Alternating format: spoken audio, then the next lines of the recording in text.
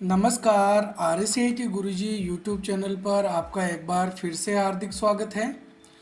आज की इस क्लास में हम बहुत ही महत्वपूर्ण और आपके RSCIT परीक्षा की तैयारी के लिए बहुत ही अच्छे अच्छे प्रश्न उत्तर लेकर आए हैं।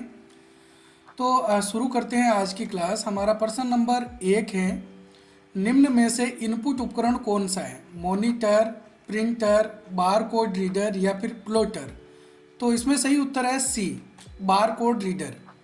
तो बार कोड इस प्रकार की एक वर्टिकल लाइन में कुछ कोड लिखे हुए होते हैं, उनको पढ़ने के लिए इस प्रकार के बार कोड रीडर का प्रयोग किया जाता है। अगला प्रश्न नंबर 2, कंप्यूटर की कौन सी पीढ़ी में VLSI के साथ IC का उपयोग किया गया है? प्रथम पीढ़ी, द्वितीय पीढ़ी, तृतीय पीढ़ी या फिर चतुर्थ पीढ़ी? तो इसमें सही उत्तर है डी, चतुर्थ पीढ़ी के अंदर VLSI के साथ IC का प्रयोग किया गया है। VLSI, IC और ULSI इनकी फुल फॉर्म आपको याद रखनी है। VLSI की full form very large scale integration, IC की फुल फॉर्म इंटीग्रेटेड सर्किट। तो ये चौथी पीढ़ी में यूज किए गए थे। और ये जो ULSI है, अल्ट्रा लार्ज स्केल इंटीग्रेशन, ये वर्तमान की इस पांचवी पीढ़ी जो अभी चल रही है इसमें यूज किया गया है। अगर आपको कंप्यूटर की 1 से लेकर 5वीं पीढ़ियों के बारे में विस्तार से जानना है तो ऊपर आई बटन में और इस वीडियो के लास्ट में या फिर इस वीडियो के डिस्क्रिप्शन में आपको उसका लिंक मिल जाएगा, उसे आप एक बार ज़रूर देखें ताकि कंप्यूटर पीढ़ी से संबंधित जितने भी क्वेश्चन आंसर बनेंगे वो आपको अच्छे से आने लग जाएंगे उस वीडियो को देखने के बाद। अगला प्रश्न नंबर 3 है, MS एक्सेल 2019 के सेल में बराबर 10 + 5 × 3 लिखते हैं तो इसका परिणाम क्या होगा? 45, 150, 18 या फिर 25? तो ये एक बार क्वेश्चन अच्छे से समझ लेना है क्योंकि ज़्यादातर जो स्टूडेंट्स हैं वो इसमें गलती करके आते हैं। जैसे आप अभी सजेशन कर सकते हैं कि इसके अंदर जो है वो कौन सा आंसर सही रहेगा। सबसे पहले क्या करना पड़ेगा, इसको प्लस या फिर इंटू क्या करेंगे? तो ध्यान में रखना है एक्सेल के अंदर सबसे पहले गुणा और भाग किया जाता है, उसके बाद में प्लस माइनस होता है। तो यहाँ पर जैसे 5 × 3 ये कितने हो गए? 15, और उसके बाद प्लस किया जाएगा तो 15 + 10 कितने हो जाएंगे? 25। इसलिए इसमें सही आंसर क्या होगा? डी। ठीक है। अगर हम इस तरीके से इसको करते हैं जैसे 10 + 5 तो ये हो गए 15, और 15 × 3 तो ये हो गए 45। तो ये आंसर जो है वो गलत हो जाएगा। तो ये आपको अच्छे से ध्यान में रखना है। अगला प्रश्न नंबर 4 है, निम्न में से कौन सा वॉलेट का वैध उदाहरण है? Google drive, monster India, Paytm या फिर ड्रॉप बॉक्स? तो ई वॉलेट ऐसे एप्लीकेशन या ऐसे ऐप को कहा जाता है जो हम मोबाइल में पेमेंट लेन देन करने के लिए करते हैं, जैसे गूगल पे, फ़ोन पे, पेटीएम, UPI। ठीक है। तो ये सभी किसके उदाहरण हैं? ई वॉलेट के उदाहरण है। इसलिए सही आंसर इसमें क्या होगा? सी, पेटीएम। अगला प्रश्न नंबर 5 है, प्रिंटर की गुणवत्ता को किस संदर्भ में मापा जाता है? मेगाहर्ट्ज, क्लॉक प्रति सेकंड, DPI या फिर KB यानी कि किलोबाइट? तो इसमें सही उत्तर है सी, DPI। DPI की फुल फॉर्म क्या होती है? डॉट पर इंच। अगला प्रश्न नंबर 6 है, निम्न में से कंप्यूटर हार्डवेयर का उदाहरण कौन सा है? इनपुट और आउटपुट डिवाइस, MS वर्ड और MS एक्सेल, MS पेंट और नोटपैड, गूगल क्रोम और मोजिला फायरफॉक्स?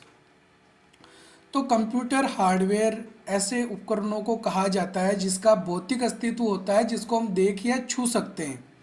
इसलिए इसमें जो सही आंसर है वो क्या होगा? ए, इनपुट और आउटपुट डिवाइस। तो इनपुट आउटपुट डिवाइस क्या है? हार्डवेयर डिवाइस होते हैं। और ये जो बाकी ऑप्शन दे रखे हैं ये सारे सॉफ्टवेयर हैं, एप्लीकेशन सॉफ्टवेयर। अगला प्रश्न नंबर 7 है, विंडोज में कौन सा उपयोगकर्ता अकाउंट कंप्यूटर सिस्टम की प्रत्येक सेटिंग तक पूर्ण पहुंच रखता है, यानी कि वो कंप्यूटर में कोई भी बदलाव कर सकता है? Standard account, administrator account, saving account या फिर जनरल अकाउंट। तो इसमें सही उत्तर है बी, एडमिनिस्ट्रेटर अकाउंट। कंप्यूटर में ध्यान में रखना है, दो प्रकार के यूजर अकाउंट हम बना सकते हैं, स्टैंडर्ड अकाउंट और एडमिनिस्ट्रेटर अकाउंट।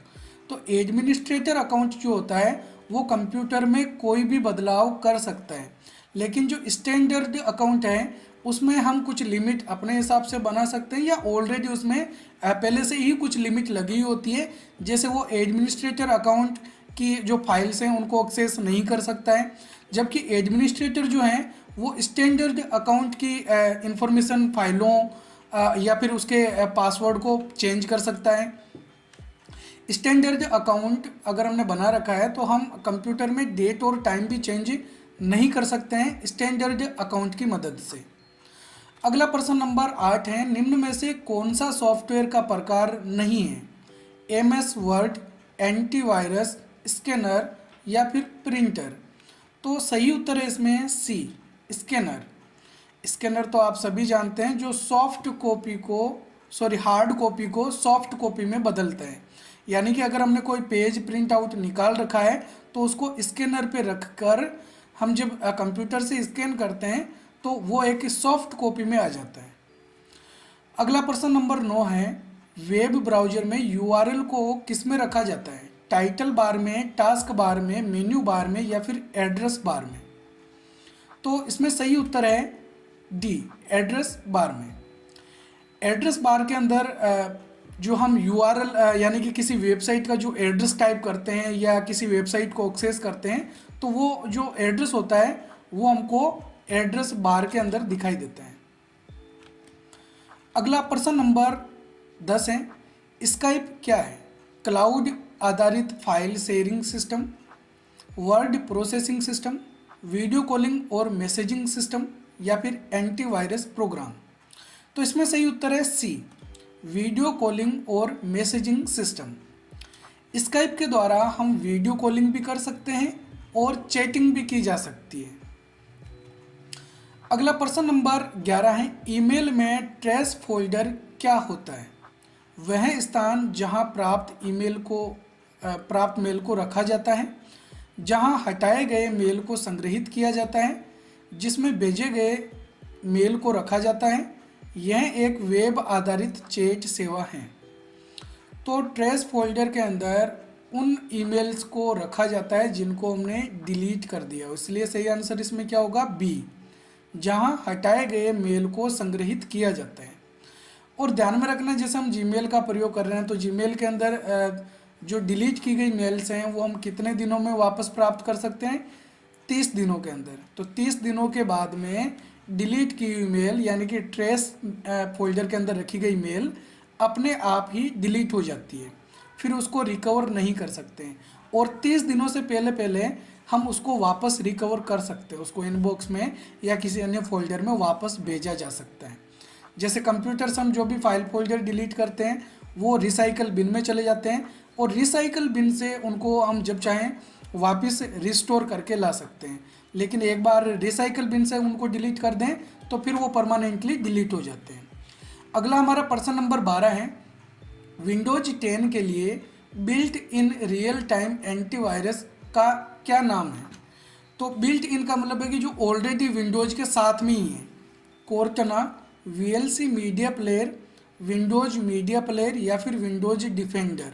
तो इसमें सही उत्तर है डी, विंडोज डिफेंडर। विंडोज 10 में भी है और विंडोज 11 में भी विंडोज डिफेंडर जो एंटीवायरस है उसको दे रखा है। तो ये एंटीवायरस ऑलरेडी हमको विंडोज के साथ में विंडोज 10 या विंडोज 11 में मिल जाता है। अगला प्रश्न नंबर 13 है, MS पावरपॉइंट 2019 में एनिमेशन फलक यानी एनिमेशन पेन का क्या उपयोग है? वर्तनी और व्याकरण की जांच कर सकते हैं, स्लाइड पर लागू एनिमेशन की सूची देख सकते हैं, स्लाइड को प्रिंट कर सकते हैं या फिर उपरोक्त सभी। तो इसमें सही उत्तर है बी, स्लाइड पर लागू एनिमेशन की सूची देखी जा सकती है। अगला प्रश्न नंबर 14 है, विद्यालय के बच्चों के लिए होमवर्क करने में कंप्यूटर का उपयोग कैसे किया जा सकता है? अगर कोई स्कूली बच्चे हैं, स्कूली स्टूडेंट्स हैं तो वो होमवर्क करने के लिए कंप्यूटर का उपयोग कैसे कर सकते हैं?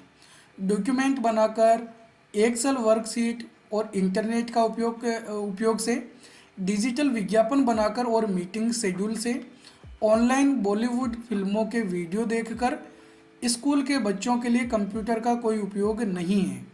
तो इसमें सही उत्तर होगा ए, डॉक्यूमेंट बनाकर, एक्सेल वर्कशीट या इंटरनेट का उपयोग करके जो स्कूली बच्चे हैं यानी कि विद्यालय के जो बच्चे हैं उनका होमवर्क पूरा किया जा सकता है या होमवर्क में कंप्यूटर मदद कर सकता है।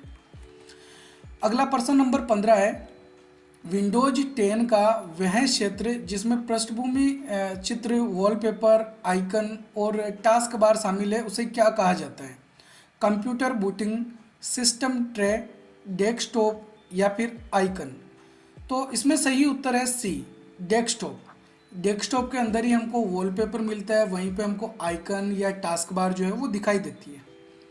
विंडोज 7 हो, एक्सपी हो, 10 हो या फिर विंडोज 11 हो, सभी के अंदर ये लगभग जो क्वेश्चन है वो सेम ही आंसर होगा इसका, डेस्कटॉप ही, क्योंकि वहीं पे हमको टास्क बार दिखाई देगी, वहीं पे हमको आइकन दिखाई देंगे और वॉलपेपर भी होगा।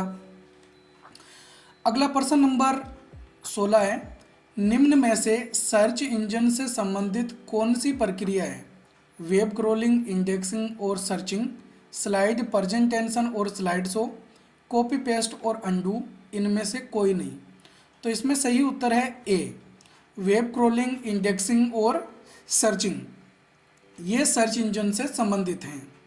सर्च इंजन किसे कहा जाता है आपको पिछले वीडियोज में हमने अच्छे से समझा रखा है, जिसके अंदर हम कुछ टेक्स्ट लिख के और संबंधित वेबसाइट तक पहुंच सकते हैं, यानी कि ये हमको कुछ रिजल्ट जो है वो प्रोवाइड करता है। कुछ वेबसाइटों के लिंक्स हो सकते हैं, इसके अलावा कुछ वीडियो ऑडियो इमेजेज इस प्रकार के हो सकते हैं। सर्च इंजन के कुछ उदाहरण हैं Google, Bing, Yahoo, DuckDuckGo.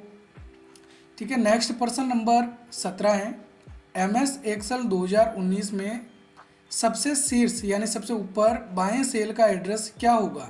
A1, A0, 1A या फिर 0A। तो इसमें सही उत्तर है ए, A1, यानी कि सबसे पहले A यानी कॉलम का नाम होगा और उसके बाद में रो यानी कि रो का जितना नंबर होगा वो होगा। तो सबसे ऊपर वाला जो सेल है उसका जो एड्रेस होता है वो A1 होता है। यहाँ पे देख सकते हैं इस चित्र में, यहाँ ये कॉलम दे रखे A B C D इस तरीके से, तो कॉलम A हो गया और जो रो है वो 1 है। अगला प्रश्न नंबर 18, निम्न में से कौन सा सॉफ्टवेयर कंप्यूटर सिस्टम के लिए हानिकारक है? एंटीवायरस, विंडोज डिफेंडर, वायरस या फिर फायरवॉल। तो ऐसा कौन सा जो सॉफ्टवेयर है वो कंप्यूटर सिस्टम के लिए हानिकारक है, कंप्यूटर को नुकसान पहुंचाने वाला है? तो इसमें सही उत्तर क्या होगा? सी, वायरस। वायरस कंप्यूटर को नुकसान पहुंचा सकता है। बाकी एंटीवायरस, विंडोज डिफेंडर ये तो वायरस से बचाते हैं। फायरवॉल भी हमको अनधिकृत नेटवर्क या इस प्रकार की फाइलों को एक्सेस करने से बचाता है। नेक्स्ट प्रश्न नंबर 19 है, निम्न में से कौन सा अलाइनमेंट विकल्प पैराग्राफ लाइनों को बाएं और दाएं दोनों किनारों पर सीधे किनारों का उत्पादन करता है? सेंटर, लेफ्ट, राइट या फिर जस्टिफाई। तो पैराग्राफ को दाईं तरफ और बाईं तरफ दोनों तरफ लाइनों को एक सीध में अगर हम रखना चाहते हैं तो उसके लिए हम जो ऑप्शन काम में लेते हैं वो होता है जस्टिफाई। तो डी इसमें सही आंसर है। और अगर हम अलाइन टेक्स्ट लेफ्ट वाला ऑप्शन चुनते हैं जो कि डिफ़ॉल्ट रूप से चुना हुआ होता है, इसमें पैराग्राफ की लाइनें केवल लेफ्ट साइड में एक सीध में रहती है, राइट में नहीं होती है। और जब हम अलाइन टेक्स्ट राइट वाला ऑप्शन चुनते हैं तो राइट में एक सीध में होती है, लेफ्ट में नहीं होती है। और सेंटर वाला ऑप्शन चुनते हैं तो लाइन पेज के बीच में आ जाती है, यानी कि सेंटर में आ जाती है। आपको इनकी शॉर्टकट कुंजियाँ अच्छे से याद रख लेनी है क्योंकि एग्जाम में इन चारों की शॉर्टकट कुंजियाँ पूछी जा सकती है। Ctrl+E सेंटर के लिए, Ctrl+L अलाइन टेक्स्ट लेफ्ट के लिए, Ctrl+R अलाइन टेक्स्ट राइट के लिए और Ctrl+J जस्टिफाई के लिए। अगला प्रश्न नंबर 20 है, MS एक्सेल 2019 में कौन सा सेल एड्रेस का सही उदाहरण है? 1145 AZ, AZ 145, AZ 12 AZ, sorry A 12 AZ, 11 AZ 12। तो इसमें हमको ये पता लगाना है कि कौन सा सेल एड्रेस जो है वो सही है, यानी कि मान्य है। तो जो सेल एड्रेस होते हैं उसमें सबसे पहले क्या आता है, जैसे मैंने अभी आपको बताया था कि जो A1 लिखा हुआ था, सबसे पहले क्या था, कॉलम का नाम था, कॉलम यानी कि ए। तो सबसे पहले ABCD वाले अक्षर आएंगे यानी कि AZ, और उसके बाद में रो नंबर जो होगा, रो की संख्या होगी वो आएगी। तो इसलिए सही आंसर होगा इसमें बी, AZ 145। अब देखो इसमें 1145 पहले लिखा है और फिर AZ लिखा है, इसलिए ये सही नहीं है। और यहाँ पे A लिखा है, 12 लिखा है, फिर AZ लिखा है, तो दोबारा जो कॉलम नेम है वो नहीं आएगा। और यहाँ पे भी कुछ ऐसा ही कर रखा है, रो को यहाँ पे डबल लिख रखा है। अगला प्रश्न नंबर 21 है, इंटरनेट एक्सप्लोरर को विंडोज 10 में कौन से वेब ब्राउज़र द्वारा प्रतिस्पादित किया गया है? Windows store, Microsoft Edge, Google Chrome या फिर विंडोज डिफेंडर। इंटरनेट एक्सप्लोरर की जगह पर कौन सा वेब ब्राउज़र यूज किया गया है? माइक्रोसॉफ्ट एज, बी इसमें सही आंसर है।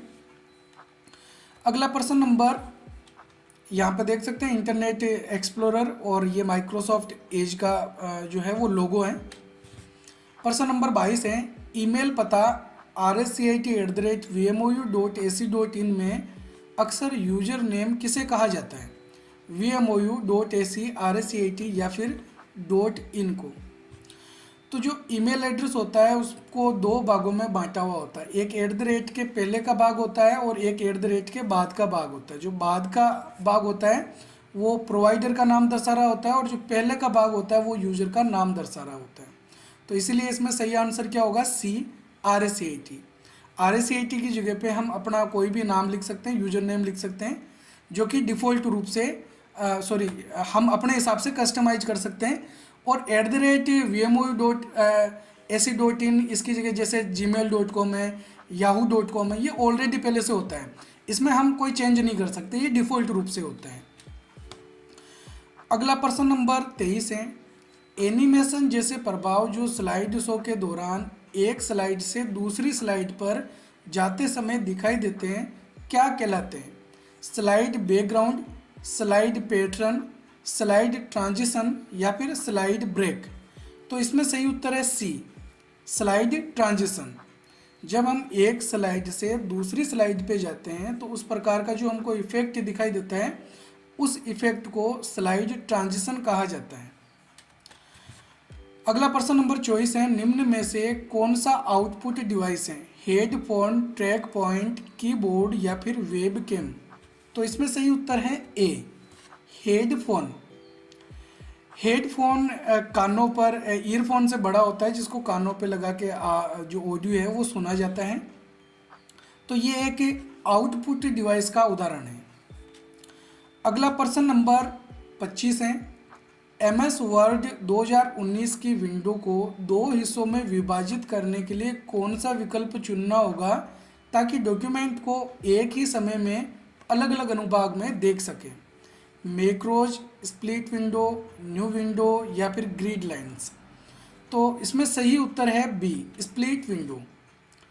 हम विंडो को स्प्लिट कर सकते हैं, स्प्लिट करने से हम एक ही सॉफ्टवेयर को, जैसे वर्ड, एक्सेल, पावर पॉइंट कोई भी हो, तो स्प्लिट करके उसको हम दो भागों में अलग अलग देख सकते हैं। अगला प्रश्न नंबर 26 है, इंटरनेट से MS एक्सेल फाइल को डाउनलोड करते हैं तो वह कौन से व्यू में खुलेगी? Private view, public view, protected view या फिर बैक स्टेज व्यू। तो इसमें सही उत्तर है सी, प्रोटेक्टेड व्यू। जब भी हम कोई MS एक्सेल की वर्ड की फ़ाइल को डाउनलोड करते हैं तो वो डिफ़ॉल्ट रूप से प्रोटेक्टेड व्यू के अंदर ओपन होती है और उसको इनेबल एडिटिंग करके ही उसके अंदर हम कुछ एडिटिंग कर पाते हैं।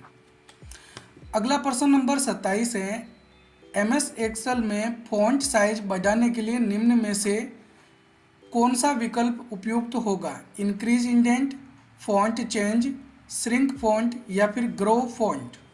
तो इसमें सही उत्तर है D, grow font, grow font वाला ऑप्शन फॉन्ट की साइज बढ़ाने के लिए काम में लेते हैं, और श्रिंक फॉन्ट वाला ऑप्शन फॉन्ट की साइज घटाने के लिए। अगला प्रश्न नंबर 28 है, Google drive, MS one drive और ड्रॉप बॉक्स इनमें से किसके उदाहरण हैं? ऑपरेटिंग सिस्टम, सर्च इंजन के, वेब ब्राउज़र के, या फिर क्लाउड स्टोरेज के? तो इसमें सही उत्तर है डी, क्लाउड स्टोरेज के। Google drive, Microsoft one drive और ड्रॉप बॉक्स ये क्लाउड स्टोरेज के उदाहरण हैं। अगला प्रश्न नंबर 29 है, प्रेजेंटेशन के स्लाइड शो को शुरू करने के लिए कौन सा विकल्प सही होगा? F5 कुंजी को दबाएं, स्लाइड शो टैब से फ्रॉम बिगिनिंग विकल्प को चुनें, स्लाइड शो टैब से फ्रॉम करंट स्लाइड विकल्प को चुनें, या फिर उपरोक्त सभी? तो इसमें सही आंसर है डी, उपरोक्त सभी। ये जो तीनों ऑप्शन है ये हम काम में ले सकते हैं। स्लाइड जो टैब होता है उसके अंदर, स्लाइड शो टैब के अंदर हमको ये दोनों ऑप्शन दिखाई देते हैं, और फ्रॉम बिगनिंग की शॉर्टकट कुंजी F5 होती है, और फ्रॉम करंट स्लाइड शो की शॉर्टकट कुंजी Shift+F5 होती है। फ्रॉम बिगनिंग से हम एक नंबर स्लाइड से स्लाइड शो शुरू कर सकते हैं, और फ्रॉम करंट स्लाइड शो से वर्तमान में जिस स्लाइड पे हम मौजूद होते हैं वहीं से स्लाइड शो स्टार्ट हो जाता है। अगला प्रश्न नंबर 30 है, निम्न में से कौन सी सेवा को ई गवर्नेंस सेवा के रूप में माना जा सकता है? ड्राइविंग लाइसेंस, कार ड्राइविंग, सब्जियों को खरीदना, या फिर टी-शर्ट प्रिंटिंग? तो इसमें सही उत्तर है ए, ड्राइविंग लाइसेंस। इसको ई गवर्नेंस जो सर्विस है वो मान सकते हैं। अगला प्रश्न नंबर 31 है, ऑनलाइन सुरक्षित लेन देन के लिए OTP का प्रयोग करते हैं। OTP का पूरा नाम क्या है? Only time period, online time password, one time password, या फिर ओनली टाइम पासवर्ड? तो इसमें सही उत्तर है सी, वन टाइम पासवर्ड OTP की फुल फॉर्म होती है। अगला प्रश्न नंबर 32 है, MS एक्सेल 2019 में प्रिंटिंग के दौरान सभी पेजों पर रो और कॉलम हेडिंग को दोहराना चाहते हैं तो कौन सा विकल्प उपयुक्त होगा? Page orientation, page size, print titles, या फिर स्केल टू फिट? तो इसमें सही उत्तर है सी, प्रिंट टाइटल्स। तो प्रिंट टाइटल्स वाले ऑप्शन के अंदर ही हमको रो और कॉलम की हेडिंग्स को दर्शाने का जो ऑप्शन है वो मिलता है, ताकि उसको हम एक साथ प्रिंट कर सकें।